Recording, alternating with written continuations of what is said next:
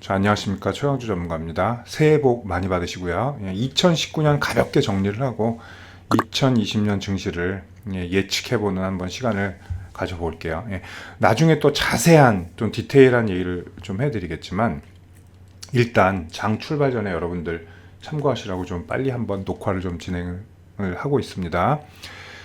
자, 2019년은 좀 울고 웃었던 해예요. 결론을 미리 말씀드리면 2019년에 미국은 굉장히 빛나는 한 해였죠.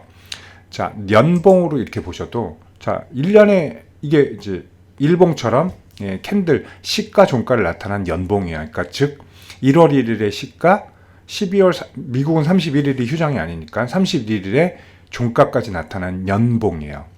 자, 보시면 거의 고점에서 끝났다는 걸 알 수 있죠. 다우존스는 올해만 22%가 올랐어요. 고가를 갱신했고 나스닥도 35.23%, 굉장히 좋은 종가를 보여줬고요. 자, 역으로 말하면 우리나라 증시 한번 보시면 우리나라 연봉으로 보시면 7.6%, 상당히 좀 아쉬움이 남죠. 코스닥은 더더욱 좀 실망스러운 게 결국은 플러스를 하진 못했어요. 마이너스 0.86.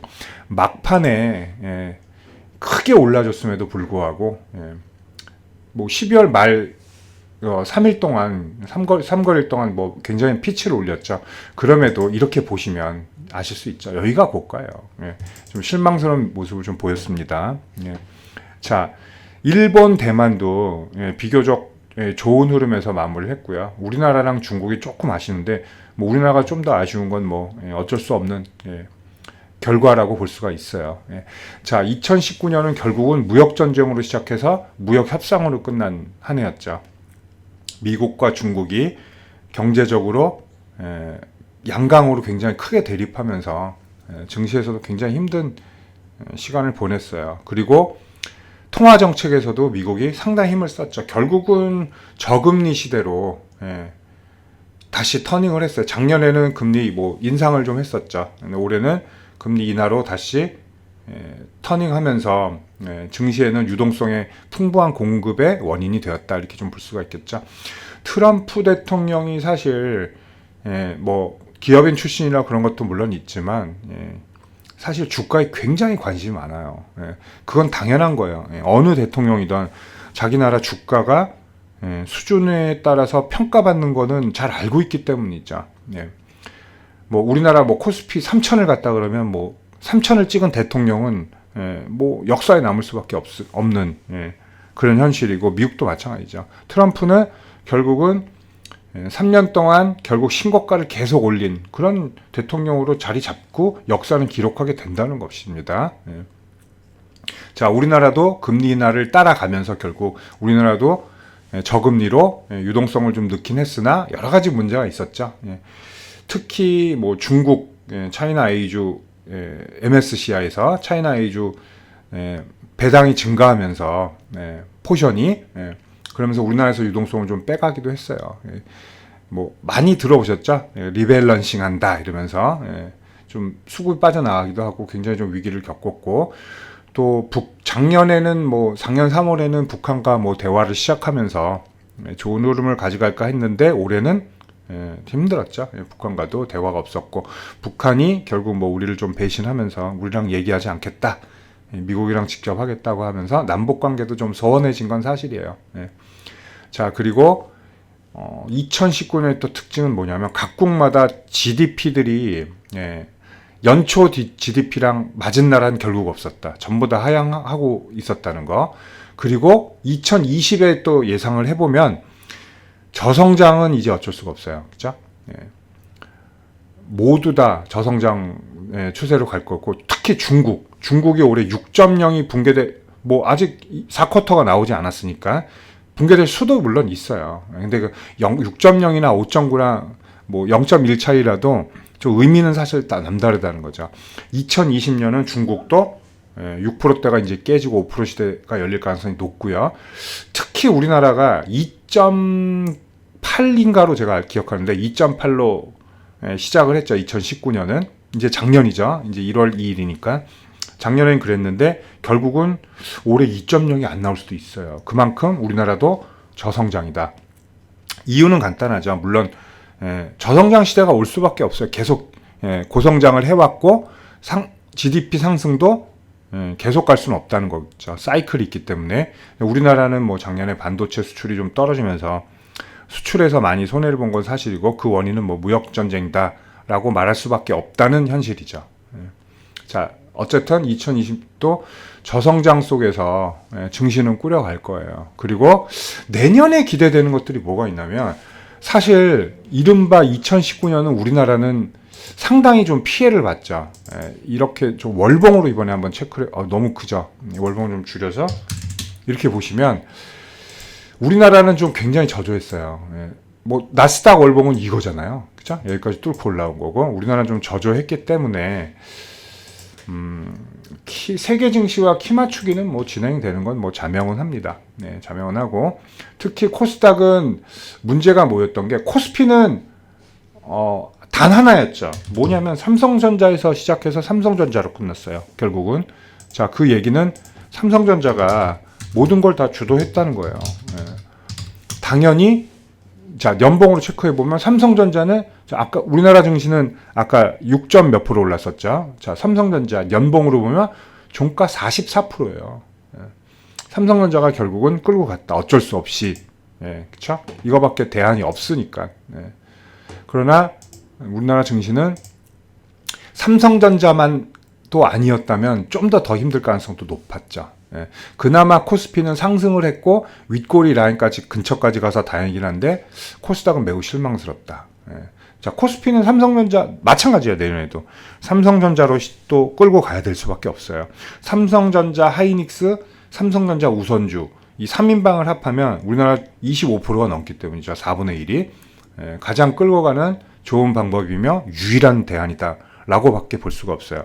단 내년에 중요한 것들은 오르지 못한 섹터들 있죠. 화학, 자동차 이런 애들이 어느 정도 좀 방어를 해줘야 증시는 끌고 갈 수가 있다는 거죠. 잠시 후 제가 증시 2020 증시의 목표를 한번 좀 말씀을 드릴게요. 다시 코스닥으로 가서, 코스닥은 아시다시피 바이오주들이 좀 사고를 많이 친 해죠. 2018년 후반부터 삼성바이오로직스가 회계 문제 뭐 이런 것들도 있었고, 2019년은 그야말로 뭐냐면 삼상 실패 이런 것들로 인한 급등락이 많았다는 거예요.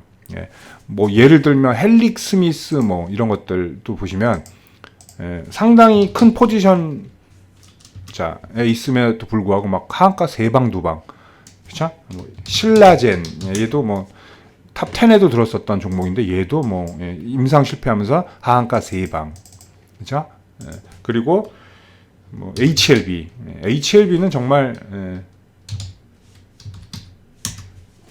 울고 웃겼던 종목이죠. 여기서도 막 하한가 2방 실패했다가 뭐 데이터 뭐 살아난다 뭐 이러면서 다시 올렸다가 내렸다가 좀 난리를 치고 있죠. 이만큼 바이오가 불안했는데 바이오 섹터가 코스닥에 너무 큰 자리를 차지하고 있었다는 게 우리 증시에, 코스닥에 특히 딜레마일 수도 있지만 강점일 수도 물론 있어요.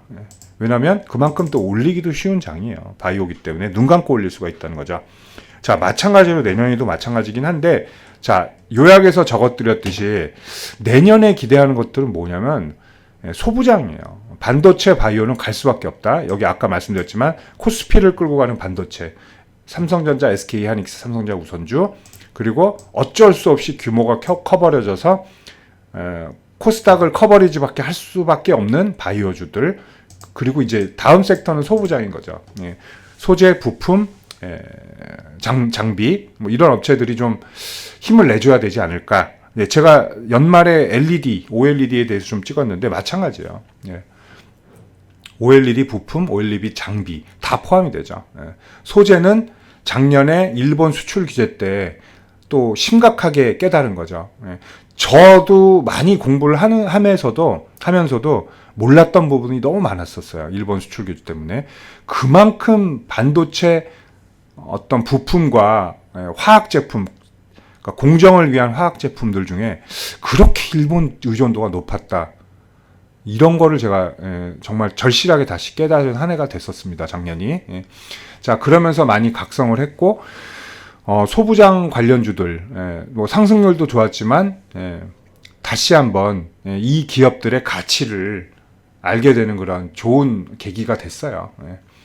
차라리 뭐 일본 수출 규제가 저는 잘 됐다고 봐요. 그러면서 우리 소부장 업체들 다시 한번 각성을 하고 다시 나아갈 수 있는 그런 계기가 되지 않았나 그렇게 생각이 돼요.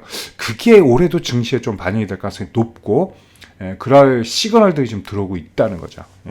자, 그리고 우리나라 외부 수급에 취약하다는 거는 뭐 다시 한번 알게 된 거예요. MSCI 리밸런싱을 보시면서 좀 알게 됐죠. 코스닥도 마찬가지였고 외인이 바이오를 상당히 많이 매도를 하고 또 뭐 공매도까지 이어지면서 굉장히 수급의 위축을 받았다라고 보시면 됩니다. 자, 이제 올해 좀 프리뷰를 하겠는데 제가 말씀드리면 작년에 제가 1월 말에 코스피 예상을 어떻게 했냐면 2350 정도 찍으면 매우 잘 찍은 것 같다라고 말씀드렸어요. 이게 요 언덕이었는데 요 언덕 갖고 이게 저항이라고 말씀드린 것도 물론 있지만 저는 무역전쟁을 생각보다 좀 심각하게 좀 받아들였습니다. 여기서 말씀드린 게 뭐냐면 무역전쟁 곧 끝난다라는 뉴스가 나와도 저는 최소 4년 얘기를 했어요. 최소 4년. 어디서부터? 여기서부터. 2018년 3월부터 계산을 해서 4년은 최소한이 좀 진행될 가능성이 높다. 근데 뭐 어떻게 보면 10년짜리도 나왔더라고요. 어떤 경제학자들은 10년 이상 갈 거다라는 얘기도 나오죠. 그만큼 난해한 어떤 2, 3단계의 난제가 많아요. 협상의 난제들이.